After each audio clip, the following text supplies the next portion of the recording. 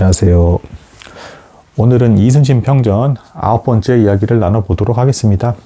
오늘 이야기를 나누면서 제가 조금 이제 배경 설명을 조금 해드릴 거예요. 이거를 배경을 이해하시면 왜 이렇게 행동을 하는가라는 게 좀 더 명확히 이해가 되는 부분이 있습니다. 그리고 이거를 통해서 이때 당시에 사람들 도대체 어떻게 살았나라는 정말 생각이 드는 이제 그런 배경입니다. 그래서 우리가 더 감사하게 살아야겠구나라는 이제 그런 이제 동기부여도 되는 이제 그런 내용이라고 볼 수가 있겠습니다. 이야기 이제 진행해 보도록 하겠습니다. 자, 지난번 내용에서 그 이순신 장군님께서 이제 함경도에서 이제 여진족 토벌 이제 일을 하셨다, 전투를 치르셨다, 이런 얘기를 제가 전해 드렸습니다. 그리고 그 과정에서 이제 이순신 장군님 아버지께서 돌아가셨다. 그리고 이 소식을 일부러 늦게 보고가 되게끔 이제 처리가 되었고, 왜냐하면 아직도 전투가 진행 중이었기 때문에 이 일이 마무리가 되고 나서야 이순신 장군님께 이제 아버지가 돌아가셨다는 소식이 전달이 돼서 이 이순신 장군님은 상을 치르게 되었다. 이렇게 말씀을 드릴 수가 있겠습니다. 자, 조선시대에는 어쨌든 사회적으로 6.25였기 때문에 이때 당시에는 정말 심각한 전란, 국토가 정말 전체가 다 이제 막 공격받는 것 같은 그런 전란이 아닌 다음에는 문관이든 무관이든 무조건 3년상이 이제 보장이 됐습니다. 그래서 이순신 장군님께서 3년상을 치르시고 다시 이제 복직을 하시게 됩니다. 자, 복직한 곳은 이제 궁궐에 있는 말을 관리하는 이제 종육품 관리직이 되겠습니다. 자, 그런데 여기서 단 16일 만에 다시 또 이동을 하시게 됩니다. 자, 여러분 여기 좀 생각도 해보셔야 될 게, 이때 당시가 조선시대인데 이게 고속도로가 있습니까? 아니면 기차가 있습니까? 비행기가 있습니까? 이렇게 계속 왔다 갔다 하는 것도 이게 보통 일이 아닌 거죠. 물론 말을 타고 가셨겠지만 가족이랑 떨어져서 이렇게 가고 짐이나 여러 가지 꾸리고 이렇게 하는 걸 생각을 한다 그러면 이 이동이라는 게 보통 일이 아니고 요즘 이삿짐 센터 그런 이동이 아닙니다. 상상 초월의 이동이에요. 근데 16일 만에 또 먼 곳으로 가셨다. 근데 다행스러운 거는 요번에는 누가 모함을 해서라든가 꼬투리를 잡아가지고 이제 보내버려라 이건 아니었다라는 거. 그러니까 함경도에 또 이제 여진족들이 또 출몰하고 자꾸 이제 국경선을 넘어오는 겁니다. 그러니까 이제 대감들이 이제 신하들이 이순신이 전투 경험이 있었던 사람이다. 그러니까 저 사람을 보내자라고 이렇게 한 겁니다. 전투 경험이 쌓였으니까 당연히 가장 쓸만한 인재가 되겠죠. 그래서 다시금 또 함경도로 가서 이제 전쟁을 이제 치르게 되셨다. 이렇게 말씀드릴 수가 있겠습니다. 자, 근데 이제 여기서 이제 그 유명한 또 이제 사건이 하나가 이제 터집니다. 녹둔도 사건이라고 부를 수가 있겠습니다. 이게 뭐냐? 장군님께서 이제 정말 죽으실 수도 있을 뻔한 이제 그런 사건이다. 그런데 행운도 따랐습니다. 행운도 따랐기에 살으셨다. 도대체 무슨 일이기 때문에 또 녹둔도 사건에서 죽을 뻔하셨냐. 자, 이런 상황이었습니다. 이제 그 조산보 만호라는 이제 종사품직을 받고, 또 이제 만호하면 종사품직입니다. 그래서 그 두만강에 있는 이제 녹둔도라는 그 섬 지역이 있었어요. 두만강 강기슭에 있는 하류 지역에 있는 그쪽 근처로 이제 배치를 받으셨는데, 자, 여기서 이 녹둔도라는 지역이 이제 이런 데입니다. 한강에 보면 여의도 있죠? 이제 가운데 그 여의도가 있는데, 이제 두만강 흐르는 쪽에 이제 그런 섬이 있었던 겁니다. 그래서 거기를 이제 방어하는 일을 이제 맡게 되십니다.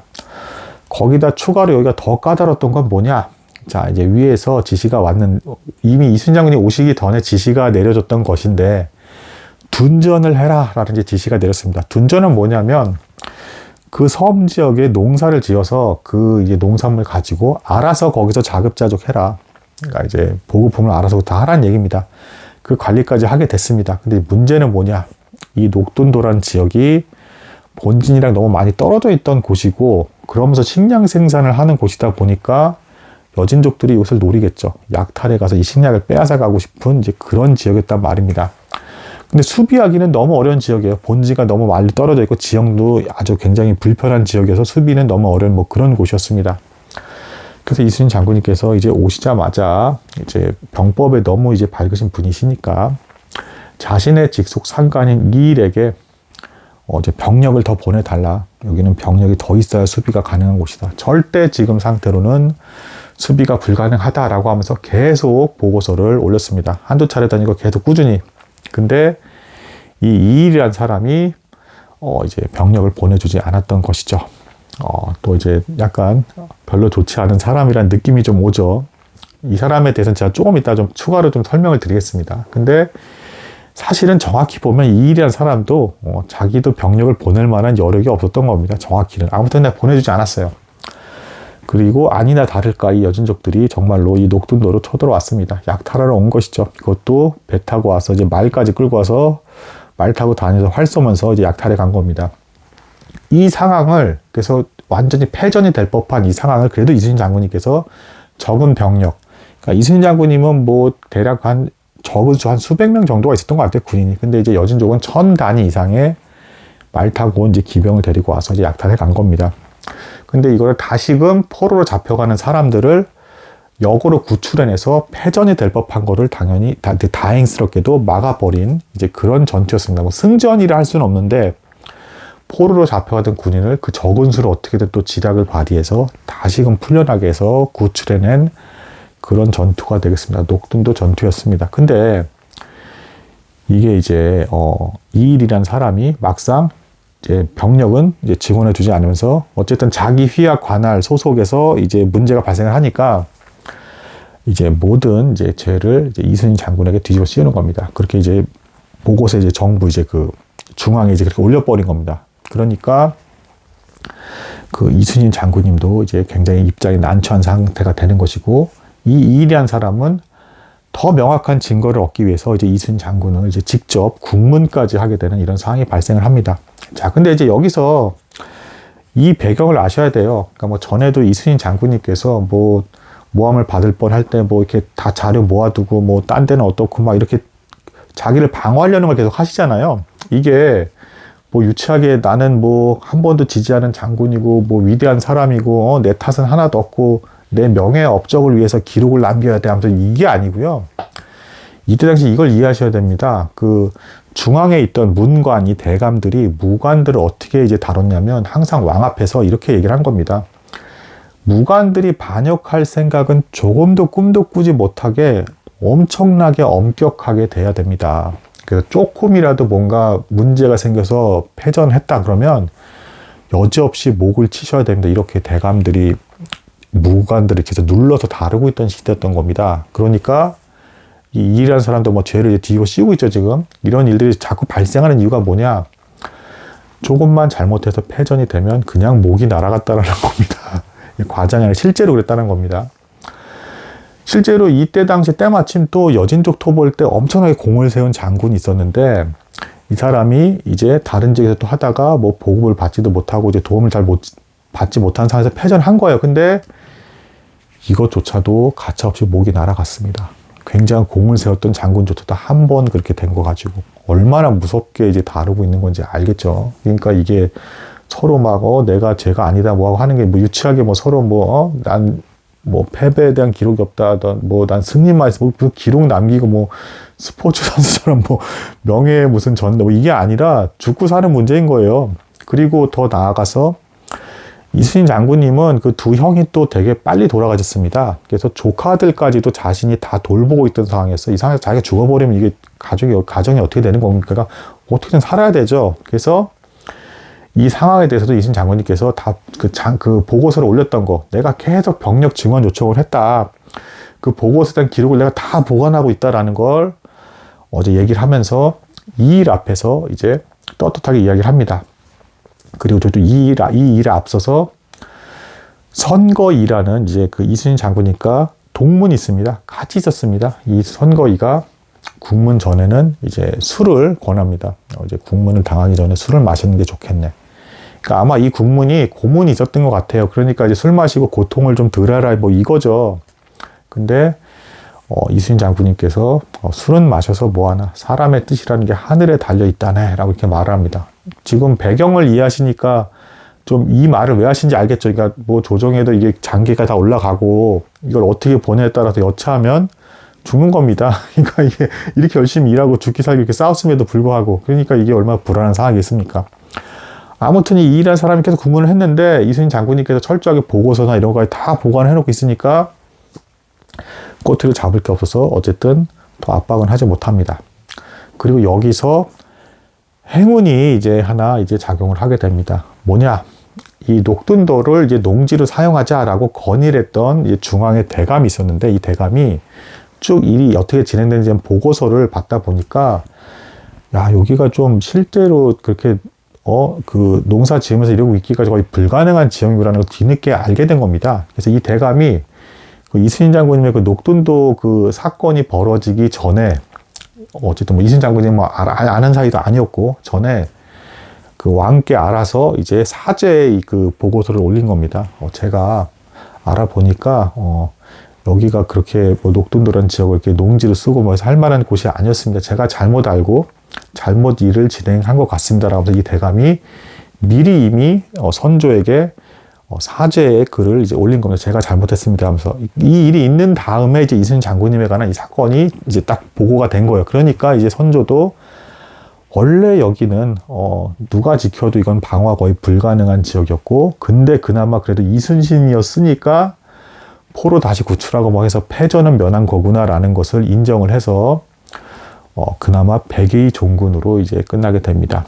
근데 이제 여기서 이 백의 종군은 우리가 상상하는 뭐 장군이었다가 이등병이 완전 바닥이 돼서 일반 병졸로 한다는 건 절대 아닙니다. 조선시대 백의 종군은 의외로 비일비재하게 있었어요. 그래서 그냥 보직만 잠깐 박탈당하는 것이고 여전히 그냥 이제 종 명품 뭐 이제 관직이 그대로 유지가 되고 있었고 여전히 옆에서 장군들이나 아니면 상관들을 보좌하기도 했고 밑에 보좌관을 두기도 했던 그런 상태였던 겁니다. 그냥 징계 차원에서 이제 그 백의 종군 하라라는 그래서 공을 더 세워서 백의 종군에서 벗어나라라는 뜻에서 그냥 명분상 그렇게 주는 벌칙인 것이지 이제 정말 뭐 우리가 생각하는 것처럼 뭐 장군이었다가 뭐 이등병으로 그래서 막 병졸들이랑 같이 뛰고 그거는 절대 아니었다라는 거 뭐 이런 일이 있었습니다.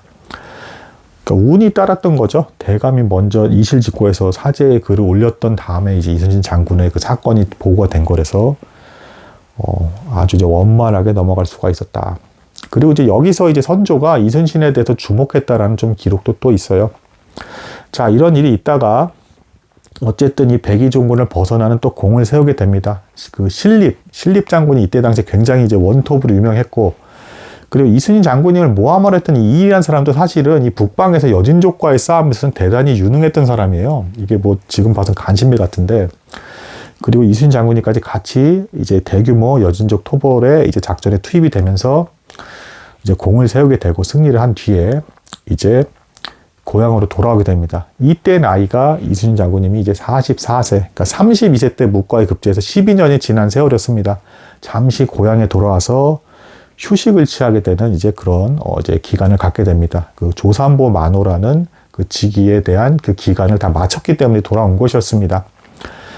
자, 이제 비교적 잠깐 동안에 이순신 장군님의 그 평안한 그 기간이 주어진 것이긴 하지만, 자, 이때가 이제 임진왜란 발발 이제 5년 전입니다. 5년 전이었고, 이때 책과 이 보고에 의하면 조선에서 이미 일본이 심상치 않다라는 것을 이제 피부로 느끼고 있었습니다. 그래서 뭐 이의 십만 양병설 뭐 이런 거 이미 한참 전에 다 이제 그 주장도 되고 했지만, 조선은 200년간의 사실상 대규모 전투는 없었던 거의 평화시대에 가까운 상태였고, 변방지역에만 소규모 전투가 있었던 상황이었기 때문에, 이제 피부에 와닿지, 그 대규모 전쟁이 피부에 와닿지 않는 상태였다. 근데 이제 그럼에도 불구하고, 막연히 뭔가 이제 불안하니까, 그래서 이제 이 선조가 이 밑에 있는 신하들에게 요직으로서 나중에 이제 그 장군들이 이제 보직을 정해서 배치를 시킬 건데, 쓸만한 장군이 누가 있는지 이름을 나한테 올려라. 라고 이제 선조가 지시를 합니다. 그때 이제 이 대감들이 추천한 장군, 그 이제 어떻게 보면 일종의 투표를 한 거죠. 그 중에 2위를 차지한 사람이 이제 이순신 장군이 되겠습니다. 그래서 이순신 장군님은 보직은 받지 않은 상태에서 고향에서 이제 조용히 지내면서 일본이 어떻게 나올지 모르니까, 너가 나중에 어떻게 중용이 돼서 또 사용될지 모르니까 잠시 보직에 대해서는 기다리고 있으라는 대기 발령 상태로 휴가 기간을 가졌던 것으로 보이는 잠깐의 몇 개월 기간을 이제 누리게 됩니다. 이 기간 동안 근데 이순신 장군이 좀 쉰 게 아니고 병법 연구랑 이런 걸 계속 했던 걸로 이제 추정이 되고 있어요. 뭐 그 실제로 이순신 장군님은 이제 전쟁이 날 것이라고 이제 예상을 하고 이렇게 대비를 하고 있었던 것입니다. 자, 여기서 이제 뭐 또 조금 이제 추가 설명을 좀 해드리겠습니다. 아까 말씀드렸던 이일, 그 이순신 장군님에게 뒤집어 씌우려 했던 이일이란 사람이 나중에 임진왜란 때 이게 좀 약간 좀 웃긴 건데, 이제 드라마에 보면, 임진왜란 그 전쟁 드라마에 보면 거의 그 패전한 그 전쟁에서 맨날 나와서 살아 돌아와가지고 막 보고하는 거 있잖아요. 이제 거의 그 역할을 하는 아주 특이한 인물입니다. 그러니까 이일이란 장군이 능력이 없는 장군은 아니에요. 여진족과의 경험이 많았던 장군이에요. 근데 당시에 쳐들어왔던 일본군이 너무 셌던 겁니다. 일본군은 이미 전쟁 경험이 너무 많았던 군인들이었기 때문에 그 자기네들끼리 엄청나게 싸웠죠. 전국시대 때. 경험이 너무 많은 군대다 보니까 이제 막 모은 백성들 가지고 이기기가 너무 어려운 겁니다. 근데 아무튼 이일이라는 사람이 뭐 탕근대 전투가 됐던 어디가 됐던 뭐 심지어는 그래서 다 이렇게 탕근대 전투 같은 경우는 배수해진이 돼가지고 나중에 이제 도망갈 데가 없는 데였어요. 근데 이 일한 사람이 거기서 포위망을 뚫고 도망간 사람입니다. 그래서 또 그 증거 보고하고 또 뭐 어디 그 뭐 평안도의 방어선 이렇게 해서 막 버티다가 또 안 되니까 또 도망가서 살아남아서 또 보고서 계속 거의 이제 패전의 전투에서 이제 계속 나타나가지고 살아는 또 와가지고 계속 보고하는 이제 그런 모습이 보여지고, 이때는 또 왜 안 죽였냐 이렇게 많이 졌는데 그 이유는 임진왜란때 이제 초반에 이제 너무 많이 졌잖아요. 너무 많이 지니까 이제 이때마다 다 장군을 죽여버리면 지하 장군이 없으니까 안 죽인 거예요. 그때 이런 건데 어쨌든 그래도 이 일이란 사람이 졌음에도 불구하고 어쨌든 그걸 알리기 위해서 계속 찾아오는 역할을 했다라는 거, 뭐 이제 그런 사람이었고, 선거이라고 이제 이순신 장군에게 술을 따라줬던 이 사람은 이제 그 한산도 대첩과 그 행주 대첩 때 이제 함께 싸워서 승리했던 아주 맹장이었고, 그리고 이제 울산성 전투에서 부상 투혼을 발휘하면서 싸우다가 이제 전사를 했던 이제 훌륭한 이제 그런 인물이 되겠습니다. 지금 이제 나오고 있는 이제 이름 면면들이 뭐 이순신 장군을 괴롭히고 뭐 어떻게 막 다 연결이 되는데 이 사람들이 다 이제 임진왜란 때 다 참전을 했고 뭐 이런저런 역할들을 다 했던 뭐 그런 사람들이라고 볼 수가 있겠습니다. 자, 아무튼 뭐 여차하면 이렇게 조금만 못 맞아 죽을 수 있는 이런 상황에서 이순신 장군님께서 굉장히 이제 고통을 많이 받으셨고, 나중에도 또 여러 번 나오는데 분명히 이걸 아예 자체에서 기록이 있어요. 이순신 장군은 능력이 너무 뛰어난 사람인데 능력에 비해서 너무 인정을 못 받고 있다. 이거를 주변에서 많이 듣는 기록이 계속 나옵니다. 반복적으로. 이러면서 자칫 잘못하면 녹둔도 그 사건에서 죽으실 수도 있었다. 돌아갈 수 있었다. 아주 위기가 있었다라는 것이고, 공교롭게도 이순신 장군이 살던 시대가 루터 칼빈 시랑 거의 비슷해요. 서양에. 여기서도 신규 국가에서 막 싸우면서 여차하면 죽을 수 있는 상황이었는데, 이순신 장군도 조선이니까 동양이나 서양이나 이때 시대는 여차해서 뭐 꼬투리 잡히면 그냥 쥐두새도 그냥 죽을 수도 있는 뭐 그런 무서운 상황이었다. 그런 걸 생각하면 지금 우리가 살고 있는 건 대단히 좀 감사한 시대가 아닌가 뭐 이렇게 생각하면서 살아야겠다 뭐 이런 생각도 듭니다. 오늘 여기까지 나도록 하겠습니다. 감사합니다.